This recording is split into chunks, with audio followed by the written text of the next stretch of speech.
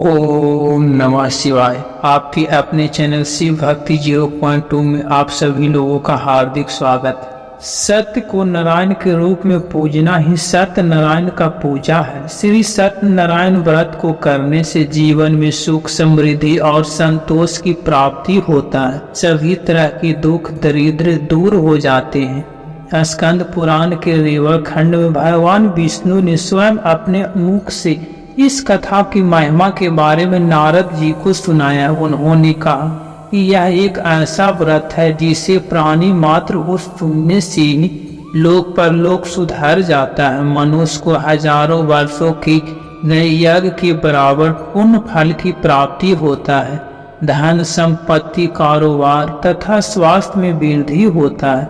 इस कली काल में भव सागर से पार लगाने वाला यह एकमात्र ऐसा महाव्रत है जिसे सुनने मात्र से तथा व्रत करने से श्री विष्णु अपने भक्तों के दुख को हर लेते हैं। स्कंद पुराण के अनुसार भगवान श्री हरि विष्णु भगवान सत्यनारायण का ही दूसरा रूप है। वह पूर्णिमा के दिन इस कथा को सुनने का बड़ा भारी महत्व होता है। यदि आप इस कथा को सुन रहे हैं तो पूरा सुने। इस कथा को आधा अधूरा नहीं छोड़ते। इसे विष्णु जी का अनादर होता है। आप सभी भक्तगण बड़े ही प्रसन्न चित्त मन से इस पावन पौराणिक कथा को सुने तथा वीडियो को लाइक करके कमेंट में जय श्री हरि विष्णु अवश्य लिखें।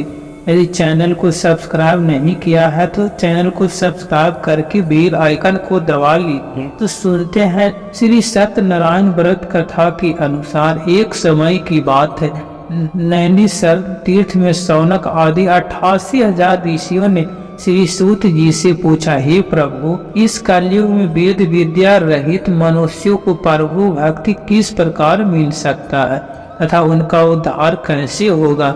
हे मुनि श्रेष्ठ, कोई ऐसा तप बताइए जिससे थोड़े समय में ही वो पुण्य मिले और मनोवांछित फल भी मिल जाए। इस प्रकार की कथा सुनने की हम इच्छा रखते हैं।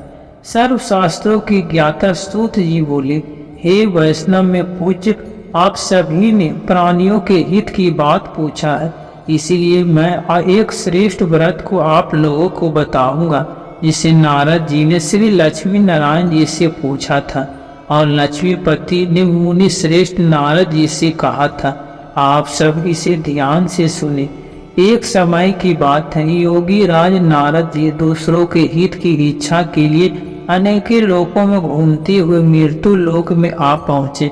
वहाँ उन्होंने अनेक योनियों में जन्मे प्रायः सभी मनुष्य अपने कर्मों द्वारा अनेकों दुखों से पीड़ित देखा। उनका दुख देखकर नारद जी सोचने लगे, कैसे यत्न किया जाए जिसके कहने से निश्चित रूप से मानव के दुखों का अंत हो जाए। इसी विचार पर मग्न करते हुए विष्णु लोक में गए। वहाँ देवों के इष्ट नारायण की स्तुति करने लगे, जिनके हाथ में शंख चक्र गदा और पद्म, गले में वरमाला पहने हुए थे। ये स्तुति करते हुए नारद जी बोले, हे भगवान, आप अत्यंत शक्ति से संपन्न हैं। मन तथा वाणी भी आपको नहीं पा सकता। आपका आदि मध्य तथा अंत नहीं है। निर्गुण स्वरूप सृष्टि के कारण भक्तों के दुख को दूर करने वाले हैं। आपको मेरा नमस्कार है। नारद जी की यह स्तुति सुनकर विष्णु भगवान बोले, हे मुनि श्रेष्ठ, आपके मन में क्या बात है? आप किस काम के लिए यहाँ पर आने संकोच करो। इस पर नारद मुनि बोले, दिन मृत्यु लोक में अनेक योनियों में जन्मों मनुष्य अपने कर्मों के द्वारा अनेकों दुख से ग्रसित हैं। हे नाथ, आप मुझ पर दया रखते हैं तो बताइए कि वह मनुष्य थोड़े ही प्रयास से ही अपने दुखों से कैसे छुटकारा पा सकता है। श्री हरि बोले, हे नारद, मनुष्यों की भलाई के लिए तुमने बहुत अच्छा बात पूछा है, जिसकी करने से मनुष्य मोह से छूट जाता है। यह बात मैं कहता हूँ, उसे सुनो। स्वर्ग लोक व मृत्यु लोक में एक दुर्लभ उत्तम व्रत है जो पुण्य देने वाला है। आज प्रेम बस होकर मैं उसे तुमसे कहता हूँ। श्री सत्यनारायण भगवान का यह व्रत अच्छी तरह विधि पूर्वक करके मनुष्य तुरंत ही यहाँ सुख होकर मरने पर मोक्ष पाता है। श्री हरि के वचन सुनकर नारद जी बोले, उस व्रत का फल क्या है और उसका विधान क्या है? यह व्रत किसने किया था? इस व्रत को किस दिन करना चाहिए? सभी कुछ विस्तार से बताइए भगवान। नारद जी की बात सुनकर श्री हरि बोले, दुख व सुख से दूर रहने वाला, यह सभी स्थानों पर विजय दिलाने वाला मानव को भक्ति व श्रद्धा के साथ शाम को श्री सत्यनारायण की पूजा धर्म परायण होकर ब्राह्मणों और गरीबों के साथ करना चाहिए। भक्ति भाव से नैवेद्य केले का फल, घी, दूध और गेहूं का आटा स्वाइप ले।